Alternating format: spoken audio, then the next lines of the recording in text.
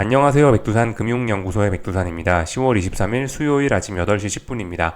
미국과 유럽 증시는 또 분위기가 부진했습니다. 그 전날과 같은 흐름이라고 생각하시면 됩니다. 그 전날 무슨 일이 있었죠? 금리가 많이 올라가면서 금리의 레벨이 부담이 됐습니다. 야, 이 금리는 너무 높은데? 라고 하면서 주식시장이 잔잔하게 악영향을 받은 거죠.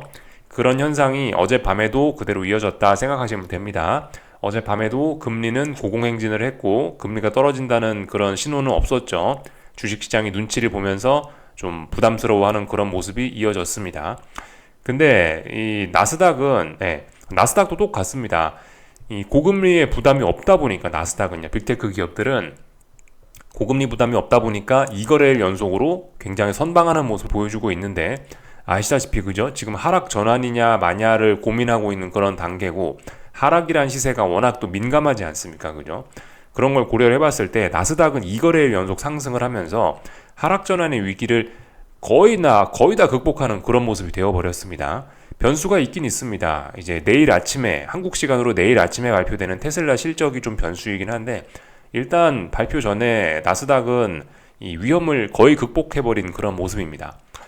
반면에 이제 S&P와 러셀 지수는 2거래일 연속으로 지금 회복을 못하고 있거든요. 얘네는 하락 전환의 위기가 갈수록 좀 더 진하게 이렇게 다가오는 그런 모습입니다. 하락 전환의 위기가 좀 더 심화가 되고 있죠. 이따가 좀 자세한 그림 보면 될 것 같고요. 유럽 증시도 2거래일 연속으로 분위기가 안 좋다 보니까 이제 어떤 좀 하락 전환의 신호 이런 게 좀 등장했다라고 봐야 되는 그런 데도 생기는 것 같습니다.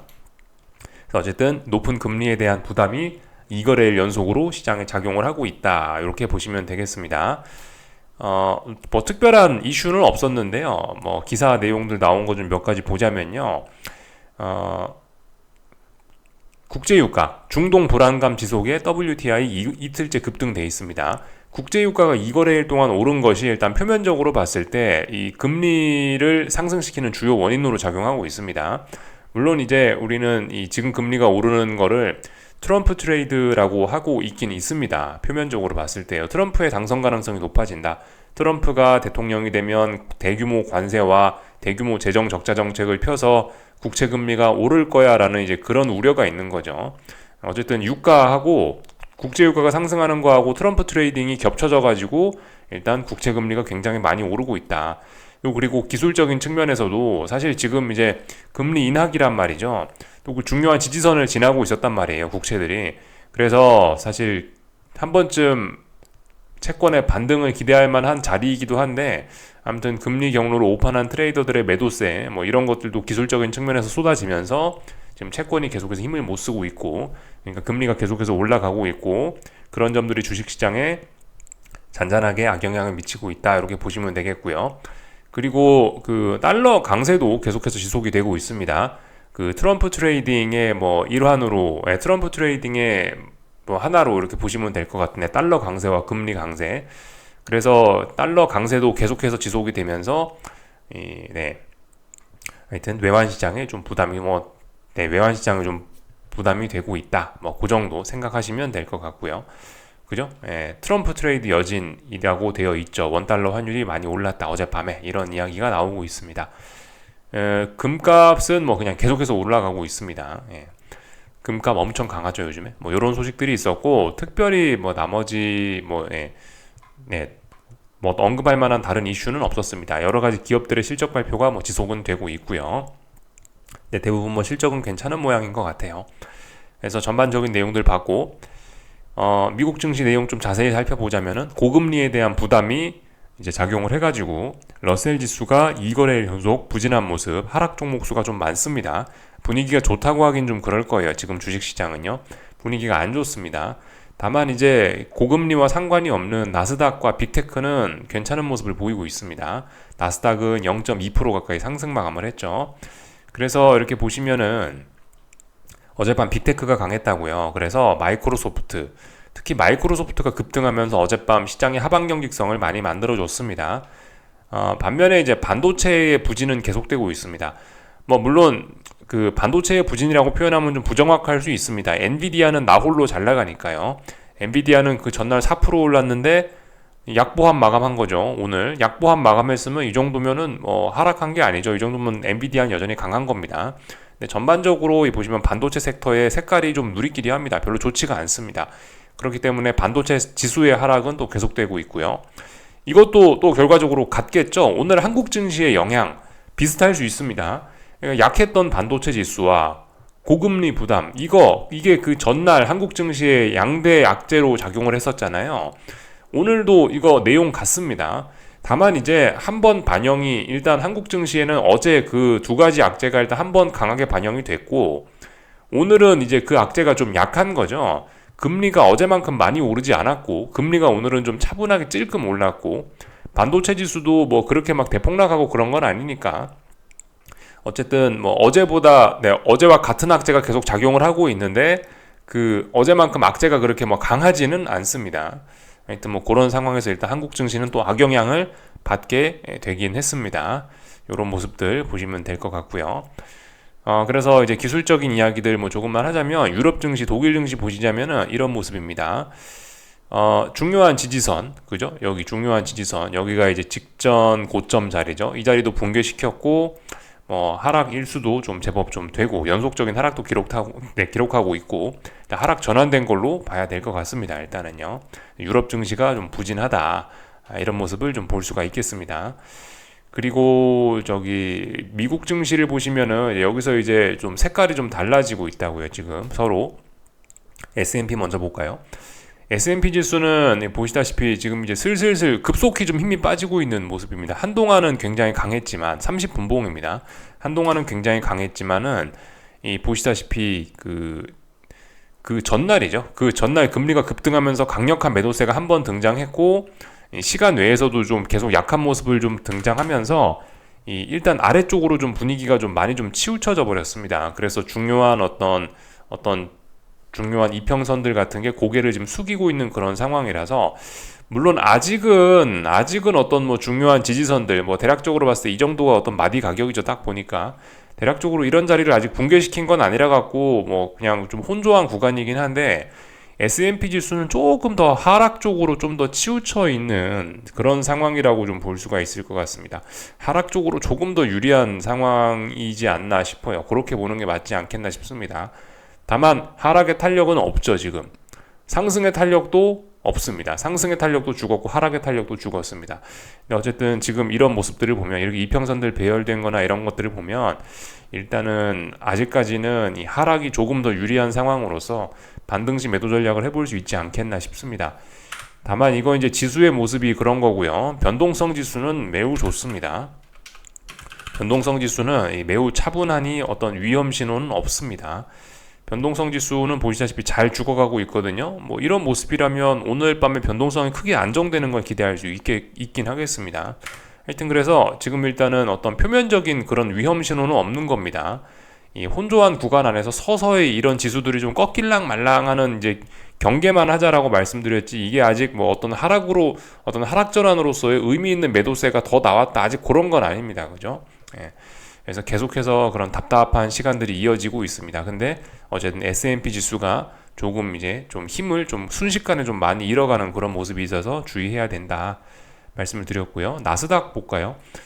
나스닥은 이제 30분봉입니다. 똑같이. 지난 2거래일 동안 이제 어떤 일이 있었냐. 여기서 2거래일 동안 이렇게 오르고 어젯밤에도 이렇게 올랐습니다.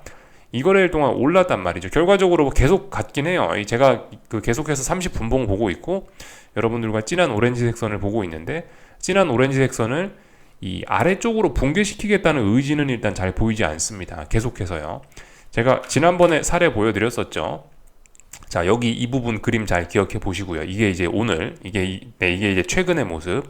그리고 약간 뒤로 가보면은 이제 요게 이제 지난번에 어떤 하락 전환되는 모습, 그죠? 진한 오렌지색 선이 있고 이 오렌지색 선을 계속해서 아래쪽으로 붕괴시키려는 오렌지색 선 근처로만 가면 강한 매도세가 쏟아지는 지난번의 모습 분명히 차이가 있습니다. 이런 모습이 어떤 하락으로 전환되는 그런 어떤 뭐 예시와 같은 그런 모습일 겁니다. 근데 지금 보시면 분명히 그때와 다릅니다.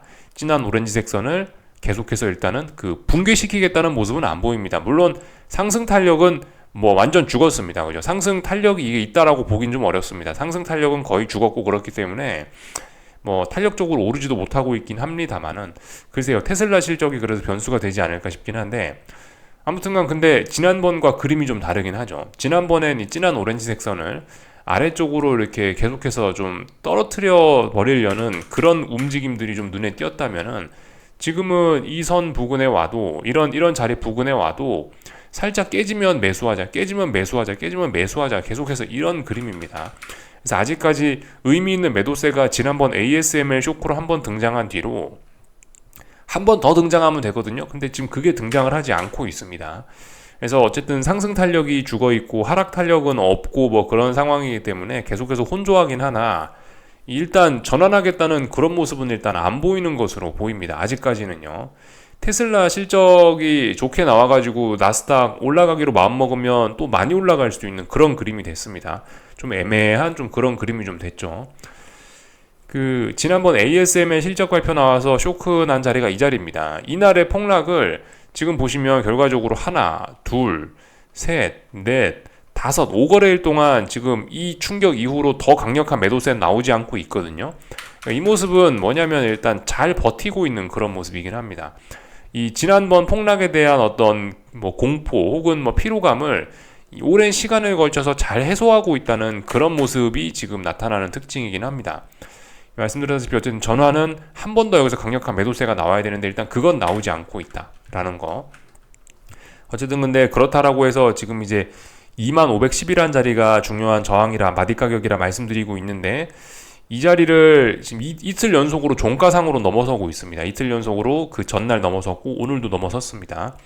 근데 일단 뭐 보시다시피 그 이후의 흐름이 일단 별로 안 좋기 때문에 일단 뭐 계속해서 답답하긴 한데, 아무튼 나스닥은 계속해서 지금 올라가고 싶어하는 그런 모습들이 눈에 띕니다.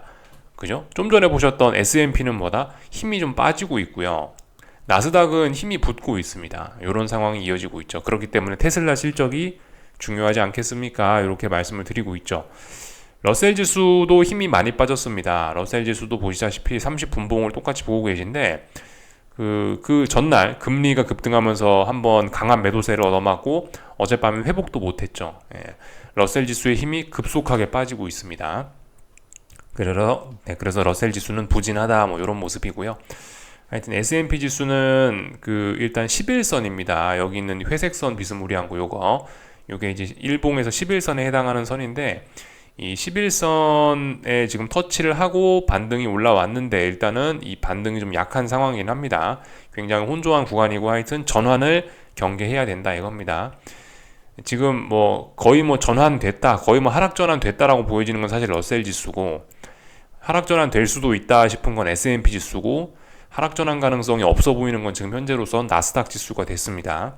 근데 어쨌든 이런 것들은 또 변화가 있을 수 있으니까, 지금 변동성이 워낙 적고 대부분 다 힘이 수렴되어 있어서 좁은 구간 안에서 돌고 있기 때문에 조금의 상승과 조금의 하락으로도 이런 분위기는 손바닥 뒤집듯이 확 뒤집어질 수 있어서 어쨌든 계속해서 좀 경계는 하자고요. 계속해서 좀 주목은 하자고요. 네, 집중이 좀 필요한 그런 시기입니다.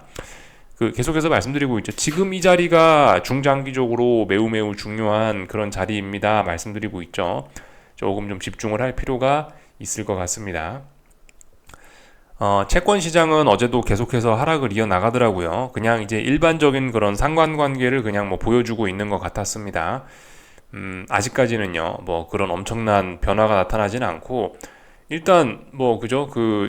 뭐 물론 주식시장 분위기가 좀 안 좋긴 했는데 어쨌든 뭐 나스닥이나 뭐 이런 지수들의 흐름 보면 또 나쁘지 않으니까, 어쨌든 뭐 아직까지는 뭐 채권이 이렇게 좀 분위기가 안 좋으면 뭐 주식이 좀 올라가는 것 같긴 하다. 아직까지는요. 예. 둘이 같이 손잡고 뭐 주식과 채권이 같이 손잡고 죽고 이런 거는 아직까지는 뭐 아닌 것 같기도 하고 그렇습니다. 하여튼 아직까지 주식시장은 좀 비교적 좀 강하다라고 일단 볼 수가 있겠습니다. 아직까지는 뭐 기존의 상관관계가 좀 유지가 되는 것 같긴 합니다. 채권이나 주식이나 아직 이제 서로 반대로 가고 있다. 채권과 주식이 같이 손잡고 죽고 손잡고 살아나는 그런 일은 일단은 아직은 그런 전환은 아닌 것 같다 싶고요. 하여튼 채권은 어제 하락이 좀 둔화가 되긴 했으나 계속해서 분명한 건 아래쪽으로 빠지고 있습니다. 뭐 자세히 볼 것도 없어요. 그냥 아래쪽으로 계속 빠지고 있는 그런 모습입니다. 이런 점들이 주식시장에 잔잔하게 악영향을 미쳤죠. 근데 이런 채권 금리 상승에서 좀 자유로운 나스닥이 어젯밤에 좀 올라간 거고요. 달러 강세도 계속 지속되고 있습니다. 바닥이 안 나오고 있습니다. 더 지속될 수 있다고 생각하시면 됩니다. 달러 강세, 금리 강세 더 지속될 수 있다. 달러 강세, 금리 강세 나타나면은 주식시장의 특정 종목들이 안 좋을 수 있겠구나. 상대적으로 나스닥은 뭐 좋을 수도 있겠구나 싶긴 한데 어쨌든 좀 봐야 되겠죠, 그죠? 안 좋은 종목들이 많이 빠지면서 나스닥도 같이 끌어내리려나 지금 이게 어떻게 될지 알 수가 없는 좀 굉장히 혼조한 상황이라고 보여집니다. 어젯밤에 국제유가가 좀 많이 올랐어요. 이제 국제유가 많이 올라가면서 어젠가 오늘인가가 만기일이더라고요. 국제유가 선물 만기일이더라고요. 하여튼 국제유가가 어젯밤에 많이 올랐습니다. 그래서 지금 보시면은 이런 모습은 다시 상승 전환을 좀 하겠다라는 일단 그런 모습으로 보입니다. 그 분봉 보고 계신 거예요. 지금 쭉쭉쭉쭉쭉쭉 매도세가 우세하다가 일봉에서 지금 중요한 지지선에 걸렸었거든요. 중요한 지지선 추세선에 걸려가지고 일단 반등이 나오고 있습니다. 그래서 일단 단기적으로 일단은 조금 더 올라가 보겠다고 하긴 하는 것 같은데 근데 이 위에서 내려오는 이런 저항선들이나 이런 것들이 좀 만만치가 않습니다. 그래서 일단 국제유가는 일단 큰 그림에선 일단 이런 하락세가 아직 극복이 된 게 아니라서 좀 주의를 해야 되지 않겠냐 싶긴 한데요. 어쨌든 일단은 단기적으로 봤을 때 일단은 단기 바닥은 만들고 나서 조금 더 반등할 생각이 있긴 있는 것 같습니다. 일단 어젯밤에 좀 의미 있는 매수세를 봤다라는 생각이 듭니다. 그래서 이렇게 5일선이 이제 슬슬 꺾어 올라져 오고 있고 다만 이제 위에서 이제 지난번에 무거운 하락의 영향 지난번 여기서부터 요렇게 빠져 내려온 거잖아요. 이거에 영향을 받아가지고 지금 위쪽에 저항이 있기 때문에 여기서 일단 좀 걸려 있는 거죠. 하여튼 일단 의미 있는 매수세가 나왔다라는 거 일단 보여집니다. 단기 바닥 만들었고 당장 국제유가가 빠질 생각은 없어 보인다. 국제유가가 좀 강세를 보이면 금리가 또 올라갈 수 있겠네. 그러면 채권이 좀 안 좋을 수 있겠네. 이런 식으로 일단 생각은 하실 수가 있겠습니다. 이런 내용들을 좀 봤고요. 하여튼 뭐 중국 증시가 어제 좀 강세를 보여서 그런지 구리도 슬슬 이제 이렇게 상승 전환을 시도를 하고 있더라고요. 네. 이런 모습들이 눈에 띄었다. 금값은 너무 잘 오르고 있어서 뭐 자세히 볼 것도 없습니다. 그냥 계속 잘 올라가고 있습니다. 이런 내용들을 쭉쭉 살펴봤습니다. 다 봤고요. 한국 증시는 말씀드렸다시피 그죠? 반도체 부진 그리고 고금리 부담 어제와 똑같은 악재들의 영향을 받을 텐데 어제 이미 한번 좀 이제 크게 좀 반영이 돼가지고 오늘은 그래도 조금 덜하지 않을까라는 생각. 어제만큼 충격이 좀 덜하진 않을 거라는 생각이 좀 듭니다. 하여튼 양대 지수 한국 증시 코스피 코스닥은 둘 다 일단 하락 전환이 되어 있는 상태고 하락 쪽으로 시세가 진행되고 있는 상황이고 그리고 어제부로 변동성이 살아났다라 말씀드렸죠. 변동성 풋옵션들이 좀 살아나고 있기 때문에 하여튼 한국 증시는 이제 급락 폭락을 경계해야 된다 말씀을 좀 드리고 있고요. 반도체 지수하고 좀 몇 가지만 좀 보고 마칠게요. 순서가 좀 뒤바뀌었네요. 반도체 지수는 지금 보시다시피 계속해서 일단 하락 마감을 하고 있습니다. 좀 부진합니다. 양봉이 튀어나오고 있지만 이걸 결코 좋게 봐주기는 좀 어려운 그런 모습입니다. 반도체 지수 추종하는 ETF 뭐 이런 것들을 보시면 계속해서 이 5일선도 올라타지 못하고 계속해서 부진한 모습을 보이고 있죠. 뭐 분봉으로 보나 뭘로 보나 일단 전반적으로 이렇게 부진한 모습들이 나타나고 있고 엔비디아 보시면은 엔비디아는 뭐 굉장히 강합니다. 지금 엔비디아가 강한 거지 뭐 다른 반도체 종목이 강한 건 아닙니다. 엔비디아의 독주가 계속되고 있는 겁니다. 엔비디아는 지금 현재 하락할 생각이 없는 거죠. 이렇게 보면 일단 하락할 생각이 없이 계속 올라가고 있고 그리고 뭐 애플은 뭐 약간 주춤합니다만 잘 올라가고 있는 겁니다. 애플 전고점 여기 돌파 한착 하려고 하고 있고 마이크로소프트 보시면은 어젯밤에 그 오래간만에 변동성을 좀 보여줬습니다. 위로 올라온다 이런 변동성을 보여줘가지고 일단 분위기가 좋습니다. 그래서 어젯밤은 마이크로소프트가 나스닥을 좀 살린 거죠. 그래서 하여튼 이런 모습들이다. 애플하고 마이크로소프트하고 엔비디아가 일단 셋 다 종목이 좀 강하긴 강합니다. 그래서 지금 뭐 특별히 뭔 일만 없으면 나스닥은 일단 빠지긴 어려운 상황이 되긴 됐습니다. 테슬라 실적이 하여튼 좀 변수가 될 것 같긴 합니다. 여기까지 하겠습니다. 궁금한 거 리플 남겨주시고요. 오늘 저녁에 뵙겠습니다.